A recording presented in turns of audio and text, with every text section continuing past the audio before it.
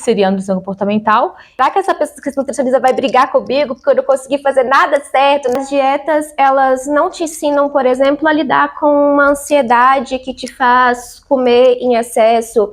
É um comer descontrolado, né? É a fome com a vontade de comer. Parar de contar caloria.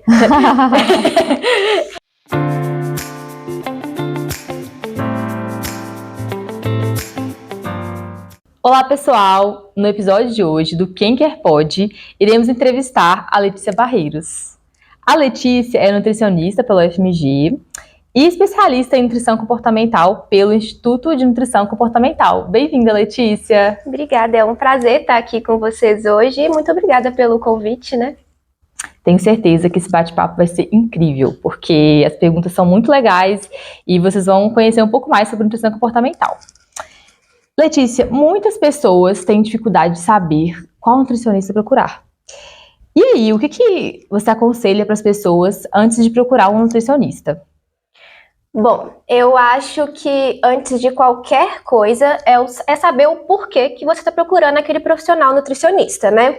Então, qual que é o problema que você tem? Acho que vou mudar a palavra para questão, para não ficar muito pejorativo, sabe? Porque nem sempre é um problema, né? Nem sempre é ruim. Mas aí você pensa nessa questão que você tem para procurar o seu profissional nutricionista adequado. Pensa só quando você vai procurar um médico, por exemplo. Você tá com um nariz entupido, escorrendo, uma dorzinha ali na testa, uma dor aqui de baixo, e aí você fala assim, isso tá ruim pra mim, eu tô perdendo minha disposição do dia, eu tô dormindo mal e tal, eu vou procurar um médico. Então você vai procurar quem? Talvez um otorrinolaringologista, né? Então com o nutricionista é exatamente do mesmo jeito. Deixa eu dar um exemplo agora com a nutrição, então a questão de uma pessoa é que ela é uma atleta e ela vai competir corrida lá no final do ano e ela quer melhorar a performance dela. Então, a melhor escolha para essa pessoa provavelmente é um nutricionista esportivo, né? Que tem a especialidade no esporte. Um outro exemplo que não é um problema, agora sim uma questão. Que eu tô grávida, por exemplo, engravidei e eu quero que o meu bebê nasça super saudável, eu quero cuidar da minha alimentação para que ele nasça saudável. Então, qual nutricionista é mais indicado para ela? Uma nutricionista materno-infantil, nesse caso. E a mesma coisa para quem tem, por exemplo, um transtorno alimentar, para quem tem um problema cardíaco, para quem tem um câncer, para quem é vegano, vegetariano. Então, assim, são, se eu não me engano, umas 34 especialidades para os nutricionistas. Então, é isso, é assim que a gente escolhe, sabendo o porquê que a gente está procurando esse nutricionista. Perfeito. Então, a questão pela qual procurar esse profissional, né, vai direcionar. E pela sua formação em nutrição comportamental, você poderia explicar o que seria a nutrição comportamental e qual que é a diferença da nutrição comportamental para a nutrição tradicional? Diferentemente do que muita gente acha, a nutrição comportamental ela não é uma especialidade. Ela é uma abordagem, então não é diferente das especialidades que a gente conversou na pergunta anterior. Sendo uma abordagem, então ela é uma forma de atendimento. Só que ela é uma forma de atendimento que muda um pouquinho o foco. O foco não está só no alimento em si, nos nutrientes desse alimento, nas calorias desse alimento. O foco passa para um cuidado maior com a pessoa, com o seu paciente, aquela pessoa que está lá na sua frente que te procurou, sabe? E cada pessoa tem uma história com a comida, se alimenta por inúmeros motivos que não só tô com fome física, não só para bater os macros, né, que muita gente fala, e cada um tem uma forma diferente de se alimentar. Então eu me alimento de uma forma, você provavelmente alimenta de uma forma diferente que eu me alimento. Então é basicamente isso. E a diferença para a nutrição clássica, né, é que a nutrição clássica digamos assim, ela é um pouquinho mais mecanizada. existe lá uma primeira consulta, né, que você vai ter uma anamnese, aí depois um recordatório 24 horas, lá que você procura saber um pouco o que aquela pessoa come no dia a dia dela, e depois já passa para a dieta. E o que é a dieta? É um papel que te fala o que você vai comer, o quanto você vai comer, e muitos deles, né, muitas dietas ainda hoje em dia, a que horas que você vai comer também. Aí essa pessoa vai para casa, né, e ela tem que se virar com essa dieta e volta para o nutricionista depois só de um mês, se voltar, né? E aquela tensão na hora da volta pro nutricionista, será que esse nutricionista vai brigar comigo porque eu não consegui fazer nada certo, nada direito?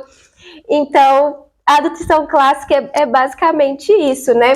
E onde o que a nutrição comportamental tem de diferente também é que ela preenche esse vácuo que fica entre os hábitos atuais dessa pessoa e aonde ela quer chegar, né? O objetivo dela, que certamente não é preenchido apenas por uma dieta, né? Senão não haveria estudos hoje já dizendo que é 95% a taxa de insucesso das dietas. E essa taxa de insucesso, ela se dá por inúmeros motivos, que não vem aqui agora, porque são vários mesmo, mas principalmente porque as dietas, elas não te ensinam, por exemplo, a lidar com uma ansiedade que te faz comer em excesso. Ela não te ensina a lidar com momentos sociais onde a oferta de comida é completamente diferente daquela prescrita. Ela não te faz esquecer de uma hora para outra aquele chocolatinho que você comia todos os dias depois do almoço. Então, ela não te faz se perceber frente à comida. Uhum. Então, muito menos até a autonomia para você tomar suas próprias escolhas em relação à comida. Eu acho que é isso, as diferenças. Legal, Letícia, muito esclarecedor. E uma coisa que me marcou muito que você falou, que eu confesso que era algo até que eu também não sabia, que no caso a nutrição comportamental, ela não é uma especialização em si uma abordagem. Exatamente. Então, assim, pensando em um nutricionista que atende determinado nicho, ele consegue adequar o atendimento a algumas abordagens comportamentais?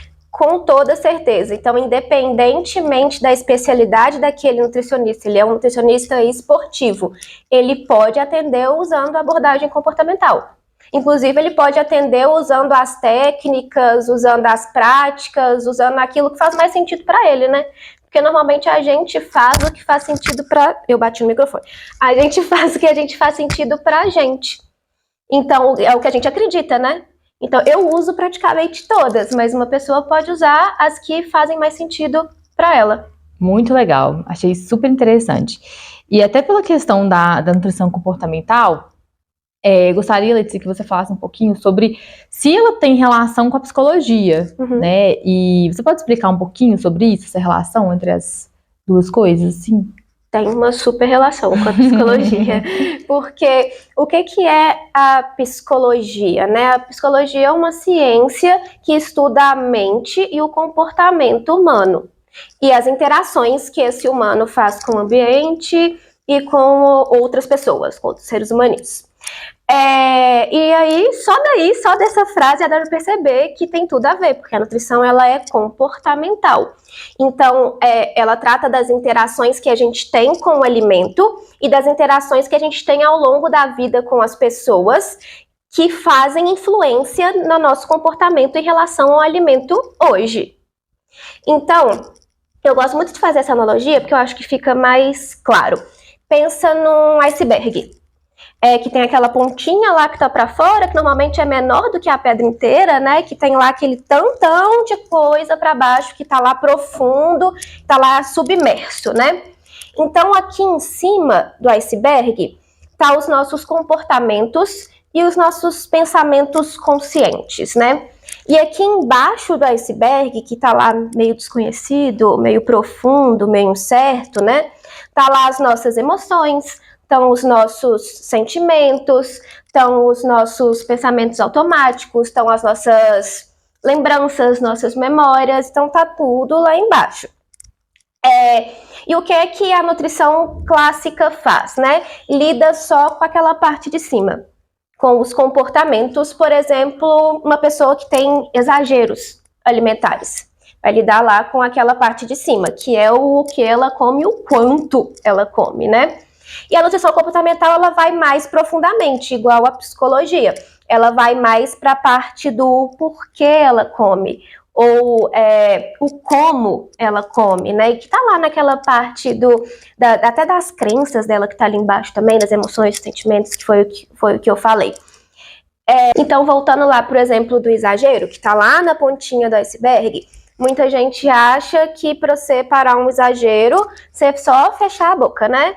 Aí é um comportamento de exagero, que você joga um outro comportamento por cima, que é o simplesmente fechar a boca, que isso vai se resolver. Só que esse exagero, ele é só a consequência de algo que está muito mais profundo, que é exatamente isso que está submerso no iceberg. Então, a nutrição comportamental olha para essa parte que está submersa. E isso não quer dizer que a pessoa possa fazer ou psicoterapia ou a nutrição comportamental, né? Uma não elimina a outra, inclusive é incrível que quando a pessoa consegue fazer as duas coisas juntas, né? As duas coisas concomitantemente, porque uma coisa ajuda a outra. A gente vai chegar nessa parte do que está submerso, mas a gente não vai resolver essa parte, né? Nós, como nutricionistas comportamentais, quem entra nessa parte mais especificamente é o psicólogo, o psicoterapeuta. A gente, conhecendo essa parte, a gente abre caminhos para que o comportamento lá em cima, para que o exagero lá em cima ganhe outros caminhos mesmo, que possa ter algum outro comportamento que você consiga fazer com que aquele diminua. Então, a gente trata também com a parte de cima, com os comportamentos. Perfeito, Letícia. Então, assim, é muito mais profundo do que a gente imagina, né? É sobre a integralidade também, né, do cliente, do paciente. Então, pensando no dia a dia, quais são os desafios mais comuns que você percebe que as pessoas enfrentam em relação à alimentação? Vou dar um exemplo aqui, até em relação às emoções, né? Pensando numa pessoa que está triste, aí ela exagera, come muito, ou está feliz, exagera, come muito. O que você sugere para que as pessoas mudem esses comportamentos alimentares, assim? Com certeza, o exagero é uma das questões que eu mais vejo, assim, na minha prática clínica, é o que mais aparece, é o exagero. E esses exemplos que você deu, né, do comer quando tá triste, comer quando tá feliz, né, que você falou, eles são só um dos motivos que podem gerar esse exagero alimentar. E a gente chama esses motivos, né, esses motivos emocionais, esses motivos que vêm de um sentimento, de comer emocional. Eu vou explicar um pouquinho o que é o comer emocional, porque eu acho que vai ser bem interessante, né? Assim, basicamente, o comer emocional, ele começa com uma situação que gera um gatilho, ou seja, gera um pensamento automático, uma resposta mental automática. Deixa eu dar um exemplo para isso ficar mais claro. Eu estou no trabalho e meu chefe me pediu para fazer uma tarefa muito complexa, que demanda muito tempo, só que ele me deu um prazo de tempo, assim, minúsculo para fazer. E aí eu não consegui fazer essa tarefa no tempo que ele me pediu para fazer. E aí ele percebeu, ele me chamou lá de cantinho e mostrou toda a insatisfação que ele estava com o meu trabalho. Aí, o que vai acontecer? A primeira coisa que vai pensar na minha cabeça é: eu sou incapaz. Eu não sei fazer nada direito. Se eu continuar desse jeito, eu vou perder meu emprego. Então, esses são os pensamentos que aparecem na hora, né? Os automáticos.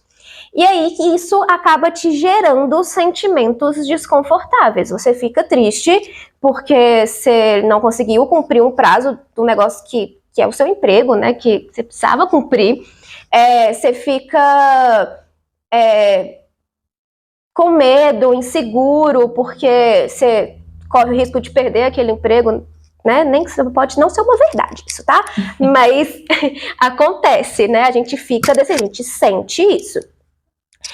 E aí, eu não quis lidar com esses sentimentos naquele momento. Eu não quis lidar porque eu não sei lidar com esse tipo de sentimento. Eu não quis lidar porque eu não quero lidar com esse tipo de sentimento. Ou porque eu não valido mesmo os meus sentimentos. Eu acho que eu não devia estar sentindo isso. Não importa porque mas eu não quis lidar com esses sentimentos. Mas eu queria um conforto para aquele momento, porque aquilo tá muito desconfortável para mim. Então eu vou procurar na comida esse conforto. Por quê? Entendi. Porque naturalmente a comida ela é muito prazerosa. A comida te dá aquele prazer instantâneo e é fácil, né, de conseguir esse prazer instantâneo com ela. Então, aí eu tenho aquele prazer imediato, né, só que não resolveu nada, porque eu não resolvi nada que tá lá em cima. Eu não resolvi minha situação, não lidei com meus sentimentos, e aí eu só vou jogar mais um sentimento ruim por cima, porque normalmente vem o quê? A culpa. Depois de ter comido, depois de ter exagerado, porque normalmente quando a gente come motivado por uma emoção, é muito propício que esse comer seja um comer exagerado, né? Porque a gente come distraído, porque a gente come sem querer estar comendo mesmo, né? Então, para acabar com aquilo rápido, a gente come muito rápido. É um comer descontrolado, né? Por isso que vem a culpa depois e nada se resolve. É só sentimento em cima de sentimento e é uma bola de neve, né? E a outra pergunta, né, que era quais caminhos que eu sugiro para lidar, né, com esses exageros. Eu acho que o primeiro passo é levar consciência para esses momentos de se alimentar. E o que é isso, né, de levar consciência para esses momentos? É se perguntar. Antes de você começar a comer, se pergunta, eu tô com fome? Se sim, eu tô com muita fome, eu tô com pouca fome, que quantidade de comida me satisfaria nesse momento? Se eu não tô com fome, então, o que eu tô? Né? Eu tô me sentindo mal por alguma coisa, aconteceu alguma coisa que me fez mal, eu vou me sentir bem se eu comer essa comida agora ou eu vou me sentir mal se eu comer essa comida? O que faz sentido para mim agora? Porque essa consciência, de novo, abre caminhos, né? Uma coisa que antes só a comida resolveria, agora talvez alguma outra coisa pudesse entrar no lugar dessa comida. Então, quem sabe tomar um banho para relaxar? Quem sabe ligar para um amigo para desabafar, não sei, talvez ver uma série de humor no Netflix, propaganda não, uma série de humor em algum streaming. São ferramentas, sabe? A consciência te dá ferramentas para lidar com a situação. Perfeito, perfeito. E até falando sobre o comer, Letícia, como que a gente difere, né, a fome com a vontade de comer? E além disso, como saber se a gente atingiu a saciedade? Ótima pergunta, inclusive, né? Porque essa é uma questão que chega muito no consultório. As pessoas falam, eu não sei diferenciar a minha fome da vontade de comer. E eu acho que o primeiro passo vai parecer super simples, mas não é um pouco complexo. Mas o primeiro passo é saber o que é fome. Porque a fome, ela é um sinal fisiológico do nosso corpo. Então, ela é o nosso corpo tentando se comunicar com a gente. É o nosso corpo falando assim, eu preciso de energia, minha energia está baixa, eu preciso que você me dê mais energia, que vem com os alimentos, né? Só que o corpo não fala. Então, ele não vai gritar, Ellen, tô com fome, né? Tipo, me dá comida. Não vai. O que ele vai fazer? Ele vai te dar sensações físicas. Então, sim, você sente a sua fome no seu corpo. Então, vai começar com um borbulhinho lá na barriga, com os roncos, aquela sensaçãozinha de vazio na barriga mesmo. E ela começa fraquinha e vai aumentando, né? Começa lá no estômago e pode ir aumentando para outras partes do corpo. Por exemplo, uma dor de cabeça, um mau humor, uma baixa de energia, você se sente cansado. Então, ela é gradual, né? Então, esse é o primeiro passo, né? O segundo passo é saber como que essa fome se manifesta em você. Porque a fome é muito individual. Eu dei alguns exemplos de como a fome pode se manifestar no nosso corpo, né? Mas cada um sente a fome de um jeito. Então, o segundo passo é esse, né? Saber como que a fome se manifesta em você. E aí, tudo que for fora disso, que não é isso que você sente quando você está com fome, pode ser outra coisa. Que não seja fome. Uma vontade de comer, né? Um sentimento que te gerou uma vontade de comer, um ímpeto, um impulso por comer, né? É claro que não é tão simples assim, né? Que muitas pessoas, elas experienciam os sentimentos delas com sensações físicas. Então, são coisas que podem ser confundidas, com toda certeza, uma fome de um sentimento. Só que o primeiro passo aqui, a gente já tem, né? Que é o saber como que é a fome. A outra parte é algo mais que tem que ser individual mesmo, que tem que ser olhado com mais carinho, que tem que ser visto para ver qual que é a diferença de um para o outro. Porque mesmo confundindo a diferença de um para o outro, vai ter, né? Eu acho que a próxima pergunta era da saciedade, né? Como saber quando a gente já está saciado, né? Isso. É exatamente do mesmo jeito. Porque a saciedade, ele é o sinal fisiológico oposto ao da fome. Então, se a fome lá tá te dizendo que você precisa de energia, que você precisa de alimento, a saciedade é o contrário, tá querendo te dizer assim, não preciso mais de alimento, você pode parar de comer. E do mesmo jeito, ele vai vir em sensações físicas no nosso corpo. Você vai sentir aquelas sensações de fome indo embora. Isso já é um sinal. Você vai sentir uma sensação de plenitude mesmo, sabe? Plenitude gástrica, de bem-estar com aquela comida que está ali na sua barriga. De preenchimento mesmo. Se começou o desconforto, é porque passou do ponto da saciedade, porque a saciedade mesmo, o ponto final do já pode parar de comer, normalmente está no bem-estar e não no mal-estar, né? Perfeito, Letícia. Muito tem falado na internet, nas redes sociais, nutricionista, né, sobre o Mindful Eating. Uhum. E esse Mindful Eating, ele é a mesma coisa de comer consciente? E outra dúvida também, que é o que isso quer dizer e como seria essa prática no dia a dia? Uhum. Começando com o que é o Mindful Eating, né? O Mindful Eating é uma prática que é derivada do Mindfulness, né? Que é atenção plena, né? Se você for traduzir, as pessoas traduzem hoje como atenção plena, que nada mais é com se manter atento e presente e consciente, por isso uma alimentação consciente, né? E consciente no momento atual. E sem julgamentos também, né? Porque hoje em dia, se a gente for parar para perceber, a gente tá na correria o dia inteiro, a gente não para nada, a gente até simplesmente valoriza a superprodução, né? O não parar nem um segundo, eu preciso fazer isso aqui agora, não posso parar e tal, né? Então a gente está sempre num piloto automático. A gente vive no piloto automático. E se a gente vive num piloto automático, o que a gente faz também nesse piloto automático? A gente come no piloto automático, né?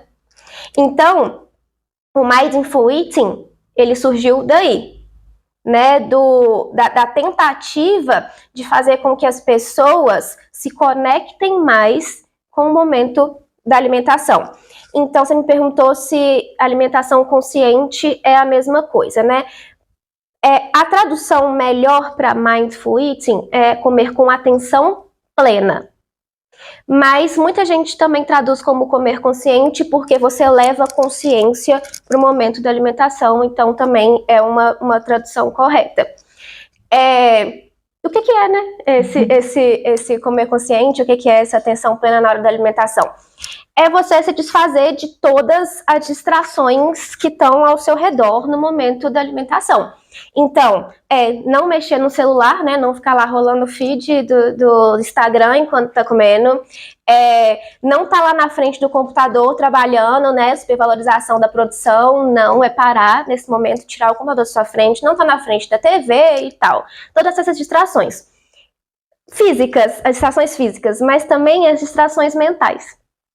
Também os pensamentos. Então é tentar se afastar mesmo daqueles pensamentos, por exemplo, eu tenho que fazer isso, depois que eu terminar aqui, ai meu Deus, não vai dar tempo, aí depois eu tenho que buscar meu filho no colégio, aí depois eu tenho que ir pro trabalho, aí depois é assim, né? Aquele turbilhão de pensamentos. E principalmente daqueles pensamentos que podem atrapalhar a sua experiência com a comida. Talvez por exemplo, eu não devia estar comendo isso daqui, se eu comer isso aqui agora, eu não vou poder comer o meu jantar que eu programei para de noite, aí amanhã eu vou ter que compensar, vou ter que fazer exercício físico a mais, então esse tipo de pensamento. É tentar se afastar disso tudo e colocar a sua mente, a sua atenção para aquele momento, para o seu corpo, para o que está acontecendo com o seu corpo naquele momento e para a comida. Então, prestar atenção nos seus sentidos mesmo, né? No cheiro da comida, no sabor da comida, da textura da comida. É olhar para a comida com curiosidade mesmo, como se fosse a primeira vez que você estivesse comendo ela. Você já percebeu quando é a primeira vez que a gente come alguma coisa, a gente come até mais devagar? Sim. Né? Que a gente tá lá prestando atenção, falando assim, deixa eu ver, deixa eu sentir esse sabor. Por que não fazer isso todos os dias? Né? E isso é o Mindful Eating. Perfeito. Acho que é uma dica até para os nossos ouvintes fazerem, né, essa prática, assim, toda vez que for se alimentar. E é maravilhoso, porque potencializa o prazer com a comida, né, que é imenso quando você presta atenção no que está acontecendo, e te ajuda a perceber o seu corpo, né?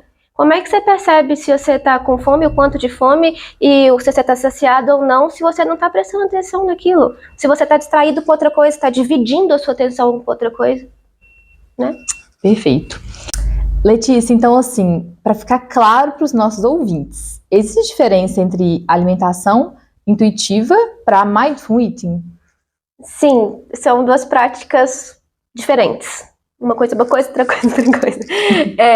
O Mindful Eating é o que a gente acabou de conversar, né? Já o comer intuitivo, ele é uma abordagem criada por duas nutricionistas americanas que se baseia na gente se reconectar com os nossos sinais internos e usar desses sinais para a gente fazer as nossas próprias escolhas alimentares, desvinculando daquela nossa sabedoria externa, sabe? Por exemplo, a dieta. A dieta é o que vem do externo, ou mídias sociais, tudo que vem de fora e não de dentro, né? Conectar com a nossa sabedoria interna.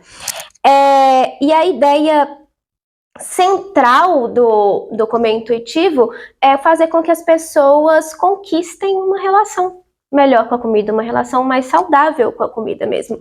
E para isso, o comer intuitivo ele se baseia em 10 princípios. Eu até trouxe o livro do Comer Intuitivo, né, que é escrito por essas duas autoras americanas, e eu vou ler quais esses 10 princípios para vocês, só o título deles, para vocês verem como é que é bem interessante.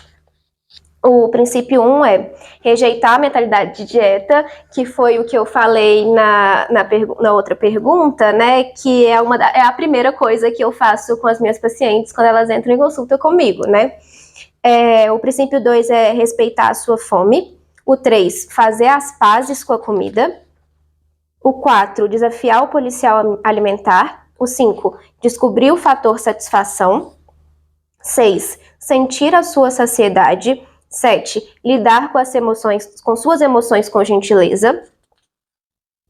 8, respeitar o seu corpo. E 9, movimentar-se sentindo a diferença. 10, honrar a sua fome com uma nutrição gentil. É isso, o Comer Intuitivo é basicamente isso. É um livro ótimo, inclusive. A leitura é incrível e é uma leitura boa para nutricionista e para pessoas leigas também, que simplesmente querem comer intuitivo. Então é ótimo. Letícia, sobre esse 10º princípio, o que seria essa nutrição gentil? Uma nutrição gentil é uma nutrição que você se respeita mais, que você respeita os sinais do seu próprio corpo. É o que eu disse da sabedoria interna, sabe? Hoje em dia, a gente está muito ligado com o externo. A gente está muito ligado com o que as pessoas dizem que é bom a gente comer, com o que as pessoas dizem que não é bom a gente comer. E quando a gente faz isso, a gente às vezes acaba se desrespeitando. Então a gente não respeita o nosso próprio corpo, a gente não respeita as nossas sensações de fome, porque a gente tem que comer, por exemplo, de 3 em 3 horas. Né? Isso já caiu por terra há um tempo, né? Mas já foi muito falado, né, externamente, que a gente tem que comer de 3 em 3 horas por profissionais da saúde. Você tem que comer a quantidade de comida que está prescrita lá na sua dieta. Só que hoje você está morrendo de fome e você precisa de mais comida. Ou hoje você não está com fome nenhuma e aquilo é muita comida para você. Então você acaba se desrespeitando ao prestar atenção só no que vem de fora e esquecer que os seus sinais internos são o guia da sua alimentação. Então, se respeitar é basicamente isso. E não falando de vontade, né? Nem entrando nessa parte da vontade. Porque se a gente não pode comer isso, a gente não pode comer aquilo, não pode comer outra coisa, então eu respeito a minha vontade o tempo inteiro, porque eu tô doida pra comer isso, mas eu não posso. Ai, meu Deus do céu, eu não posso, porque se eu comer isso eu vou engordar, ou eu vou ser menos saudável se eu comer isso, né? Então, o se respeitar é exatamente isso, é se ler, né? Saber o que você realmente está sentindo, o que você está sentindo e o que faz sentido pra você naquele momento. Ah, é legal. Muito esclarecedor, Letícia. Tenho certeza que tirou várias dúvidas aqui dos nossos ouvintes. Letícia, pensando agora assim na prática clínica, né? Nos atendimentos, você cria um plano alimentar para o seu paciente e como que ele se baseia assim dentro desses princípios da nutrição comportamental? Então, como eu falei, né? A nutrição comportamental ela é muito ligada à pessoa, né, ao paciente. Então, é tudo voltado para as demandas e para as necessidades daquela pessoa. E eu recebo muitas pessoas, agora falando de um ponto bem específico meu mesmo, sabe? Eu recebo muitas pessoas que têm uma mentalidade de dieta muito forte. A mentalidade de dieta daquilo, isso eu posso comer, isso eu não posso comer. Se eu comer isso, eu vou engordar. Se eu comer aquilo, eu vou, sei lá, eu vou precisar compensar no outro dia. Então, chegam pessoas para mim que têm essa mentalidade muito forte. Então, se eu propor qualquer mudança inicialmente para essa pessoa, a mudança ela vai vir com uma carga muito negativa. Ela vai vir com uma carga de proibição. Ela vai vir com uma carga de privação. Né? Ela vai vir parecendo que é uma dieta. Né? Então, a primeira coisa que eu trabalho com os meus pacientes é rejeitar essa mentalidade de dieta. Ajudar com que eles rejeitem essa mentalidade de dieta, entendendo que a comida não é simplesmente calorias e nutrientes e é o quanto você come e o que você come. Não é só isso. Então, inicialmente eu não faço um plano alimentar. Mas, no decorrer do atendimento, já que ele é um atendimento, eu nem falei, né? Ele é um atendimento mais assistido, né? Então, quanto à nutrição clássica, você vai encontrar com o seu paciente depois de um mês, e aí vai espaçando, até nunca mais ver aquela pessoa. Na nutrição comportamental, a frequência ela é maior. Que eu vejo aquela pessoa. O mais normal de 15 em 15 dias, pessoas com mais demandas de 7 em 7 dias, então semanal, e aí depois, quando as demandas vão diminuindo, a gente vai espaçando mais.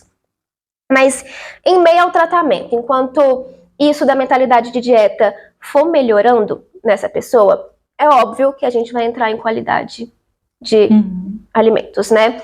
Mas eu trabalho com elas como montar uma alimentação, um lanche, uma refeição equilibrada.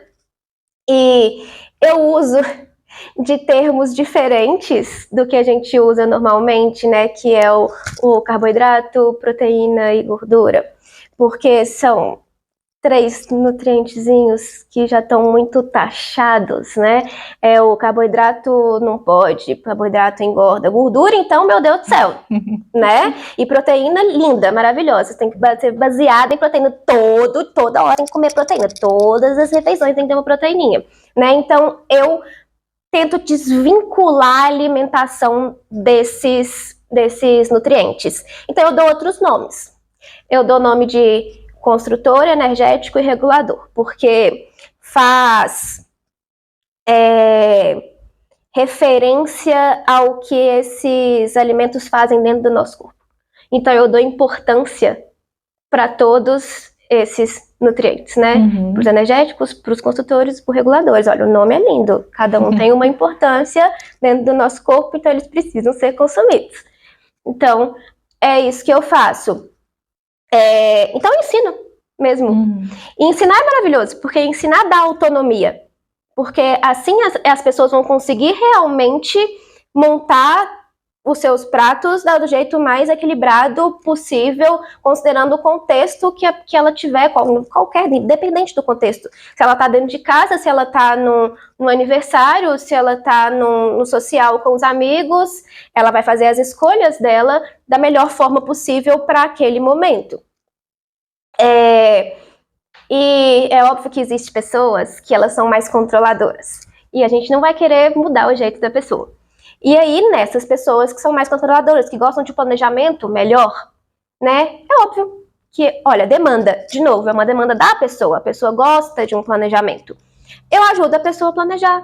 Quais são as refeições do dia dela, do dia a dia, da rotina dela. O que ela vai comer no almoço, dá opções. Qual que ela vai comer no café da manhã, opções. No lanche da tarde, opções. Então, sim, é assim que funciona o meu atendimento. Isso pode mudar de nutricionista para nutricionista comportamental. Não importa. Tem nutricionistas comportamentais que não fazem de jeito nenhum e tem outras que fazem plano alimentar desde o início. Então, isso é mudável. Legal. Um atendimento muito personalizado, né? Igual você falou aqui, que depende de cada pessoa, né? Que você se adapta a isso. E nós abrimos uma caixinha de perguntas para os nossos ouvintes, né? Perguntarem, ficarem à vontade. E a Luísa perguntou. Eu faço tudo certinho. Conto todas as calorias. Mas mesmo assim não emagreço. O que eu devo fazer? Parar de contar caloria. É brincadeira, mas com um fundozinho de verdade, né? Luísa, né? Luísa, eu super entendo a sua frustração. Eu posso responder diretamente para Luísa, né? Eu acho que fica melhor, mais interessante, né? Então, Luísa, eu entendo super a sua frustração, porque eu também já passei por isso na minha vida inteira, mas eu acho que o que você tem que colocar na sua cabecinha, né? O que você tem que entender é que o corpo humano, ele é muito complexo. Muito, muito, muito complexo. Então, emagrecimento não é aquela continha básica do eu preciso comer menos do que eu gasto. Definitivamente, não. Calorias podem ter composições diferentes. Então, o mesmo alimento pode ter o mesmo tanto de caloria que o outro alimento, mas ele é composto por macronutrientes, micronutrientes completamente diferentes do que o outro. E isso, na hora que você ingere, faz com que essa conta mude completamente por química hormonal e processos químicos que tem dentro do nosso corpo, obviamente. Além de que outras coisas fora a alimentação, elas podem interferir muito no nosso ganho de peso ou no nosso emagrecimento. Por exemplo, o sono. né? Estresse e sono interferem muito. É por vias hormonais mesmo. Então, uma pessoa que está muito estressada, que está com muito sono durante o dia, ela vai sentir mais fome e ela vai ter vontade de comer os alimentos mais densamente calóricos. Então, eu acho que é muito mais interessante tirar o foco das calorias, de simplesmente calorias, e passar o foco para tentar se alimentar da forma mais equilibrada possível, de uma forma mais nutritiva possível, mais variável possível, né? E pensar na nutrição, não só na nutrição, né? Pensar na sua vida de uma forma mais saudável possível também, por exemplo, com o sono, né? Ter noites bem dormidas, fazer um exercício físico. Então, tudo isso interfere, não só calorias. Letícia, então assim, pensando em dois produtos diferentes com a mesma caloria, eles podem ter respostas diferentes, assim, para o indivíduo? Com toda certeza. O que acontece lá dentro do nosso corpo, as nossas respostas metabólicas são completamente diferentes. Porque a composição do alimento é completamente diferente da outra. É exatamente isso. Perfeito. O Fábio perguntou. Às vezes eu como exagerado e depois me sinto culpado, o que eu devo fazer? E esse descontrole, ele pode ser resultado da minha ansiedade? Pergunta muito boa, Fábio. Maravilhoso. Então, Fábio, eu acho que o primeiro passo você já tomou, que eu percebi exatamente com essa pergunta que você fez, né? Será que isso vem da minha ansiedade?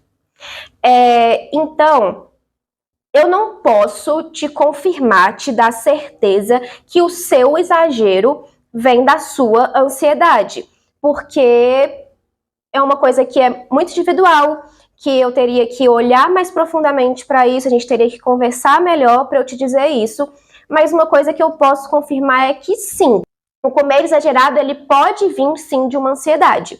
Então, o segundo passo seria talvez você transferir essa pergunta para você, né? Então, toda vez que você for comer, aquela mesma história, né? De trazer a consciência para o momento da sua alimentação. Toda vez que você for comer, você se perguntar, eu estou com fome?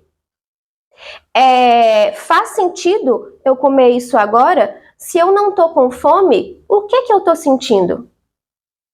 Então, é isso, trazer consciência mesmo para esses momentos e tentar se entender. E se os episódios acontecerem, né? Porque às vezes os episódios acontecem, e a gente nem percebeu, né? A gente só percebe depois que o episódio acontece. Tá tudo bem que isso aconteça. Que você use os episódios como aprendizado.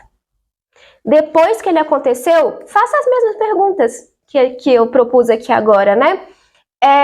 Eu não estava com fome, eu percebi que eu não estava com fome, então o que eu estava sentindo? Qual foi a situação do meu dia que me fez passar por isso, que eu passei, que me fez sentir dessa forma? Então eu acho que aprender com os próprios episódios é muito enriquecedor, muito, porque inicialmente eles podem continuar acontecendo, e à medida que você for aprendendo, eles vão diminuindo. Né? Você vai conseguir lidar melhor com esses episódios, entendendo eles, se entendendo frente à comida. De novo, autoconhecimento.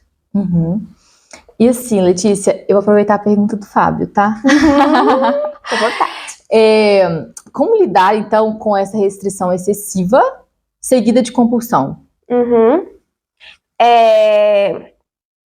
A restrição é um outro motivo que pode vir a causar compulsão, né? Então a questão dele, ele tava com uma questão mais de comer emocional, né? De ansiedade que pode estar gerando um comer exagerado. A restrição é um outro motivo que pode levar ao comer exagerado. Então, quando a gente se restringe, a gente tem um alimento como proibido, né? A gente tem aquele alimento como eu não posso comer esse alimento, porque senão eu vou estragar toda a minha dieta, porque senão eu vou engordar, porque senão eu vou perder saúde e tal. Aquele alimento não pode. Eu não deveria comer aquele alimento.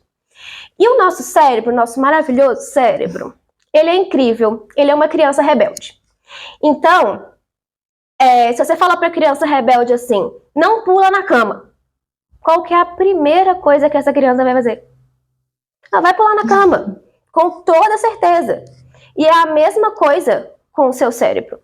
Quando você se coloca na posição de eu não posso pensar em certo alimento porque eu não posso comer esse alimento. Qual que é a primeira coisa que ele vai fazer? Ele vai pensar nesse alimento. E ele vai ser um pensamento obsessivo, né? Você vai ficar pensando naquela comida o dia inteiro, o dia inteiro, o dia inteiro, até que um momento você vai falar assim, não dá mais pra mim. Esse negócio não sai da minha cabeça, então eu vou ter que comer. Aí é aquele momento que você se permite, que você segurou esse tempo inteiro, que você não queria comer, às vezes não é um dia, às vezes você segurou uma semana, às vezes você segurou um mês, às vezes você segurou 2 meses. Aí naquele momento que você comer, o que vai acontecer? Você vai comer exagero. Com toda certeza você vai comer exagero. Primeiro porque você se segurou muito para não comer aquele alimento. Segundo, porque aquele alimento é proibido. Então amanhã você não vai poder comer ele de novo. Então, se você se deu a permissão naquele momento para comer, você vai ter que aproveitar cada pedacinho daquele negócio. É como se fosse a última ceia, né? Amanhã você não vai poder comer de novo. Quem sabe o dia que você vai poder comer de novo? Então, você vai aproveitar tudo, desesperadamente. Então, vira um exagero. Então, a restrição, ela gera, sim, compulsão, por mais que pareça paradoxal, né? E assim, Letícia, pensando numa pessoa que passou por esse episódio, né, então houve ali uma restrição e depois um exagero alimentar, o que fazer depois disso, né? Porque eu acho que talvez na mente da pessoa ela queira desistir, chutar o balde e tudo mais, mas como que ela pode lidar melhor com isso? O desistir, chutar o balde é uma das reações que as pessoas podem ter, né? E uma outra reação que as pessoas podem ter é exatamente o contrário dessa, né? Então a gente tem dois parâmetros, né? O contrário dessa é a pessoa se restringir mais ainda, né? Ou tentar compensar de alguma outra forma, com fazer exercício exagerado, com pular a refeição, com tomar laxativos e tal. Isso é uma forma que pessoas lidam com esse tipo de compulsão, né? E a outra é chutar o balde. Mas, na verdade, a melhor forma de lidar com esse tipo de exagero é simplesmente voltando ao normal, voltando à sua rotina. Porque uma escolha não anula a outra. Você ter feito uma refeição de forma exagerada não anula a próxima escolha sua que você vai fazer, porque a próxima escolha sua que você vai fazer, o mais correto que seja, é que ela seja equilibrada, é que ela respeite o seu corpo, que ela respeite a sua fome, que ela respeite a sua saciedade. Então, você ter feito isso na sua refeição, o exagero daqui, não significa que essa refeição aqui tem que ser diferente. Ela simplesmente tem que voltar a ser a sua rotina, o seu normal, se respeitando. Porque se você parte para o princípio da proibição e da compensação, vai virar um ciclo, né? Porque proibição gera compulsão, não é? Então você vai ficar assim, nesse ciclo, sem fim, proibindo, tendo episódio de exagero, proibindo, tendo episódio de exagero, né? E o jogar tudo pro ar nunca é uma ótima solução, né? Igual, eu vi muitos vídeos é muito bom. Eu vi uns vídeos no Instagram, né, de pessoas que falam sobre isso também, que o jogar tudo pro ar é igual se, por exemplo, você estivesse passando o batom e borrasse um pouquinho assim, ó. Aí você vai lá e dá uma borrada inteira. É a mesma coisa, é a mesma reação. Não faz o menor sentido. O menor sentido. Simplesmente volta. Eu sei que não é fácil, né? Não é simples, mas é a melhor solução, com certeza. Perfeito. E aproveitando para iniciar um assunto, né, que é a questão das redes sociais. Porque a gente vê que tem vários perfis, né, propagando terrorismo nutricional, né? Então, não falo nem de profissionais, mas às vezes, né, perfis mesmo. E como não transmitir o medo em relação ao comer, né? Pensando até nos carboidratos, que tem esse terrorismo nutricional com os carboidratos, né? O pão ao vilão, o macarrão e tudo mais. Então, como lidar com isso, né? Esse terrorismo todo nutricional, principalmente das redes sociais. É inevitável. Hoje em dia, a informação está em todo lugar, o tempo inteiro. A gente é bombardeado de informação por todas as partes. E normalmente informações errôneas, né, pseudociências, coisas que não fazem o menor sentido. Então, eu acho que uma forma de lidar com isso, primeiramente, é tendo um filtro, né? É tendo aquele filtrozinho e lendo um pouquinho das entrelinhas dessas informações, sabe? Quando eu digo ter um filtro, por exemplo, vou dar um exemplo, acho que sempre os exemplos ficam mais fáceis de serem entendidos, né? A história do glúten, né? Que o glúten é inflamatório, o glúten faz mal, não pode comer glúten, aí todo mundo tira o pãozinho, aí não pode comer pão, meu Deus do céu. E aí, se a pessoa não para pensar, não filtra essa informação, ela simplesmente vai seguir, né? Vai parar de comer o pão dela porque o glúten faz mal. Mas se ela parar para pensar um pouquinho, ela come o pãozinho dela e se percebe. Tá me dando algum sintoma de má digestão? Tá me inflamando? Algum sintoma inflamatório eu tô tendo no meu corpo? Tô me sentindo mal? Tô com dor no estômago, dor de cabeça? Tô com alguma dor? Me faz mal? Será que faz sentido? Realmente? Eu tirar esse pãozinho aqui agora? Pra mim não tá dando nada de errado. Então eu acho que eu posso continuar comendo. E se eu parar de comer, eu vou colocar o que no lugar do pão? E se eu parar de comer, eu vou me sentir tão satisfeita com a minha alimentação, porque eu amo tanto esse pãozinho? O que a falta de satisfação com o meu café da manhã pode trazer para o resto do dia? Uma coisa que a gente não conversou, mas falta de satisfação na alimentação pode gerar também exagero em outras horas do dia. Porque nós somos seres humanos, nós temos prazer com a comida, a gente gosta de ter prazer com a comida. Se a gente não tem satisfação ao longo do dia, alguma hora a gente vai procurar por ela. Então, é ponderar algumas coisas, né? Filtrar algumas coisinhas que aparecem lá pra gente e não aceitar tudo de cara, sabe? O ler as entrelinhas, que eu falei também, eu tenho um exemplo muito bom, que um dia eu vi no Instagram que uma taça de vinho, então acho que era três taças de vinho, equivalem a não sei quantos pacotes de arroz e não sei quantas bananas, mas eu quero comer arroz ou eu quero tomar uma tacinha de vinho? E na hora que eu fui ver o que era essa taça de vinho, era uma taça de vinho, calhamaço assim de taça de vinho, uma taça de vinho imensa. Se você tomar 3 taças de vinho do jeito que eles colocaram lá na informação, você tomaria a garrafa inteira do vinho. Então, será que isso faz sentido pra mim? Eu não tomo uma garrafa inteira de vinho. Eu tomo uma tacinha de vinho. Então, essa informação não faz sentido para mim, né? Então, eu acho que é isso. E uma das coisas mais importantes também é escolher a dedo quem você vai seguir nas redes sociais.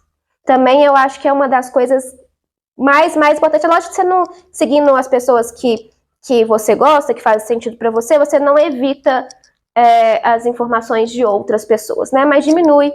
E você ouve mais aquilo que te traz informações realmente relevantes para você, né? O que faz sentido para você. Então, eu acho que é isso. Legal, Letícia. Vou continuar aqui com a pergunta da Marcela. Eu sempre almoço mexendo no celular ou assistindo TV. Isso interfere em alguma coisa? Total, em tudo. Marcela, é aquilo que eu falei naquela pergunta do Mindful Eating, né? Quando você come, ela come como? Ela come vendo TV? E mexendo no celular. Mexendo no celular. Quando você come vendo TV, mexendo no celular, você tá com a sua atenção dividida. Você tá com a sua atenção na TV e no celular e prestando atenção nenhuma, né, no seu corpo e naquela comida. Então, o que vai interferir isso? você vai estar menos propício a entender o que está acontecendo com o seu corpo. Então, é mais fácil que você exagere, que você passe do ponto da saciedade, porque você não vai estar conseguindo entender mesmo o que está acontecendo no seu corpo, você não está prestando atenção no que está acontecendo no seu corpo. Quando você vê, você acabou a comida. Né? Quando a gente está mexendo no celular, quando a gente está no computador, a gente vai comendo, olha pro prato, nossa, acabou. E o nosso sinal de saciedade, ele só chega pra gente depois de uns 15, 20 minutos. Então, se você vai comendo sem prestar atenção, se você vai comendo rápido, a gente perde, né, esse sinal. E eu acho que muito além disso, muito além de você conseguir respeitar melhor essa saciedade quando você presta atenção na comida, você se dá o prazer de comer aquela comida, sabe? Você aproveita de todo o potencial que aquela comida tem para você, porque a gente sente prazer pelos sentidos, né? A comida te dá prazer só daqui para cima.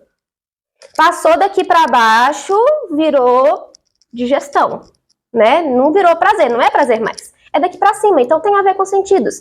Tem a ver com o olfato, de sentir o cheiro da comida. Tem a ver com o paladar, de sentir o gosto da comida. Com o tato, né? Da textura da comida na boca.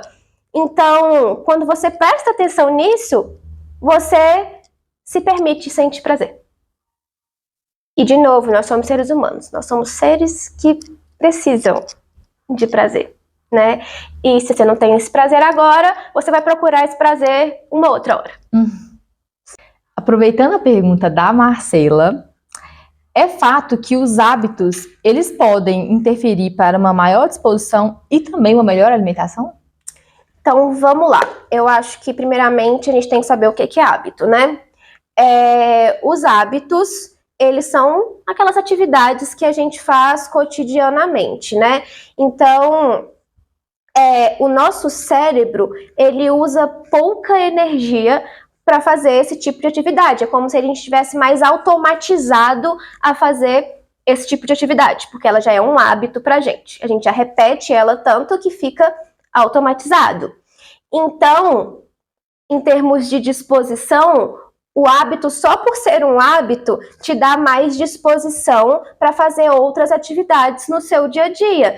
Atividades normalmente não planejadas, tipo, no seu trabalho teve um problema muito difícil de resolver, então você vai estar mais disposta a fazer, a resolver esse problema, porque o seu cérebro não está lá todo, né, com a energia fraca, porque você fez muita coisa pensando, né? Muita coisa que demandou muita energia do seu corpo. Agora, eu imagino que você esteja falando de bons hábitos também, né? Porque existem hábitos bons e hábitos ruins. Por exemplo, fazer atividade física é um ótimo hábito, um excelente hábito. Mas fumar todos os dias não é um bom hábito, né? Mas voltando assim, falando só dos bons hábitos, né? Dando ênfase para esses bons hábitos. Voltando até para a atividade física mesmo. Pensa só, até eu mesma, quando eu começo a fazer atividade física, isso me faz querer me alimentar melhor, isso me faz dormir mais cedo para descansar melhor. Então, é como se um hábito puxasse o outro hábito. E isso tem um nome, isso chama hábito angular, hábito mestre. É como se um hábito puxasse o outro mesmo. Você começa por um hábito, no fim das contas já está cheio de hábito bom, né? E esses hábitos que eu citei, né, por si só, fazer atividade física, se alimentar bem e dormir bem, eles por si só trazem mais disposição, né, por serem hábitos bons, né, elas ajudam a ter mais disposição. E eu acho que a outra pergunta era sobre buscar uma melhor alimentação, né, uns hábitos que podem ajudar numa melhor alimentação. Existem inúmeros hábitos que facilitam com que você tenha uma alimentação boa. Deixa eu dar um exemplo. Se você todo domingo vai cozinhar e faça uma comida em grandes quantidades para você ter comida para todos os dias da semana. Isso é um hábito que te ajuda a ter uma alimentação melhor ao longo da semana. Se você cozinha no almoço e aproveita essa comida do almoço para comer na janta, isso é um hábito que te ajuda, né, a comer melhor, porque você não vai chegar à noite cansado com aquela tendência de pedir alguma coisa no delivery, porque já tem lá uma comida prontinha, né, que você fez, que você gosta de comer. Então, existem vários hábitos que podem te ajudar a ter uma alimentação melhor. A alimentação melhor é um hábito, mas vários hábitos podem te levar a ter uma alimentação melhor. Ah, que legal, Letícia. Muito interessante isso. Eu não conhecia do hábito angular. Gostei. Voltando para as perguntas, a Cristina perguntou: tento fazer dieta de maneira correta, mas não resisto a um docinho. E ela colocou um mas assim bem grandão. Bem grandão. Às vezes troco uma refeição pela sobremesa. Como lidar com este meu descontrole com doces? Eu acho que... Marcela? E Cristina agora. Cristina. Marcela era anterior. Cristina, eu acho que o primeiro ponto, de novo, eu vou sempre entrar nessa tecla de descobrir o porquê, né? Que da onde vem essa sensação desse seu descontrole? Pela forma que foi perguntada, né? Que ela falou que ela tenta seguir a dieta direitinho, mas não resiste a um docinho. Por essa forma que foi perguntada, eu me arrisco a dizer que existe uma mentalidade de dieta, que existe uma proibição aí com esse docinho. Ela acha que ela não pode comer esse docinho, porque esse docinho vai estragar a dieta dela. Ela vai, meu Deus do céu, estraguei a dieta se eu comer um docinho. Então, daí vem essa sensação de descontrole quando ela se permite comer esse docinho. Então, o primeiro ponto é exatamente esse de trabalhar mentalmente essa proibição, de perceber que todo alimento tem lugar numa alimentação saudável, desde que respeitando uma frequência, uma quantidade, os contextos ideais para aquilo, né? Quando é o famoso fazer sentido para aquele momento mesmo, né? E ela falou muitas vezes que ela substitui, né, a alimentação dela, uma refeição, pelo docinho. E provavelmente isso faz com que ela exagere também no docinho, né? Porque se você está substituindo uma alimentação inteira, pensa só, uma alimentação, um prato de comida, o tamanho que tem um prato de comida. Provavelmente ela está usando um momento de fome dela para satisfazer a fome, para saciar, né? Porque saciedade, que é fisiológico, satisfação é prazer. Para saciar aquela fome dela com chocolate. Para saciar aquilo vai precisar de muito chocolate. Então, a partir do momento que você se permite comer esse chocolatinho num pós-almoço, até todos os dias, qual o problema? Ele não vai ser um exagero, provavelmente ele vai vir com uma quantidade inferior. Porque amanhã você pode comer de novo. Porque depois de amanhã você pode comer de novo. Depois também. Então, para que eu vou exagerar agora? Se eu posso comer amanhã? Né? E nunca substituir o almoço, uma refeição, um lanche, por um chocolate, né? Porque com certeza ele vai vir num exagero quando feito dessa forma, né? Letícia, sim. Letícia, foram essas as perguntas, mas eu gostaria que você, assim, desse uma dica para quem quer iniciar uma vida mais saudável, uma alimentação mais saudável. Eu acho que a gente entra naquela questão, até que você me perguntou, do ter uma alimentação mais gentil com você mesma, que é exatamente o prestar mais atenção em você, prestar atenção no que o seu corpo está pedindo naquele momento. Então é prestar atenção nas suas vontades, prestar atenção na sua fome, no tamanho da sua fome e não se deixar levar pelo externo. Se deixar levar pelo que as pessoas dizem que é melhor para você. Eu costumo dizer que é o terceirizar a sua fome. Né? Quem é a melhor pessoa para te dizer o que comer, a hora que comer e o quanto comer? É você mesma. Então, deixe seu corpo mesmo te guiar. Presta atenção, leva consciência para o momento da refeição.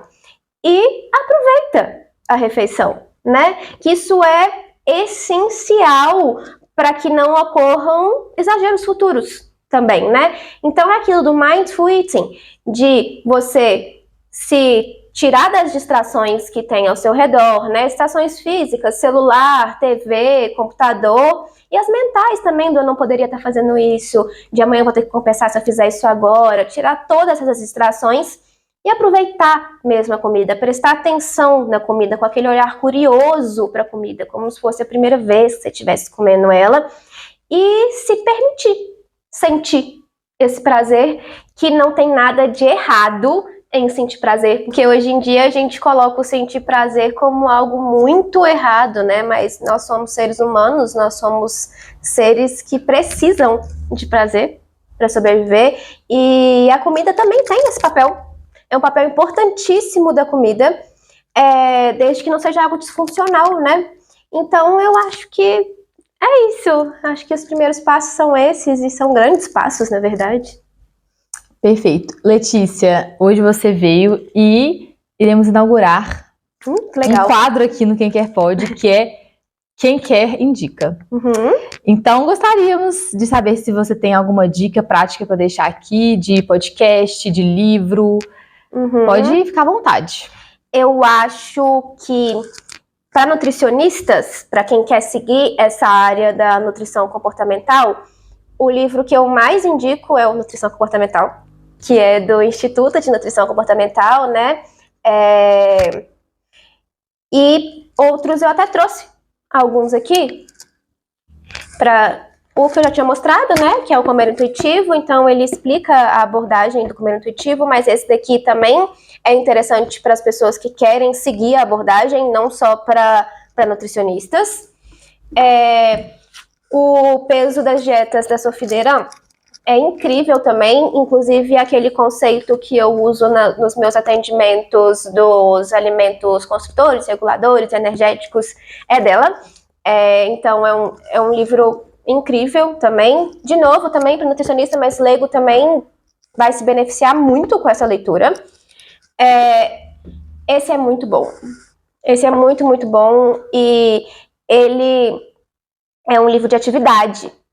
Então, ele é um livro mais para leigos mesmo. Então, ele explica muita coisa do funcionamento dos comportamentos alimentares, e ele te faz pensar nos seus comportamentos alimentares. Então, você faz diários alimentares, você se analisa, você se entende, você escreve algumas coisas relacionadas às suas crenças, aos seus pensamentos. Então, ele é muito, muito, muito, muito bom para quem quer ter uma relação melhor com a comida. Eu acho que esses são os principais, assim, tem muito, muito livro, né, na verdade. O Poder dos Hábitos. Já leu O Poder dos Hábitos? É muito bom também.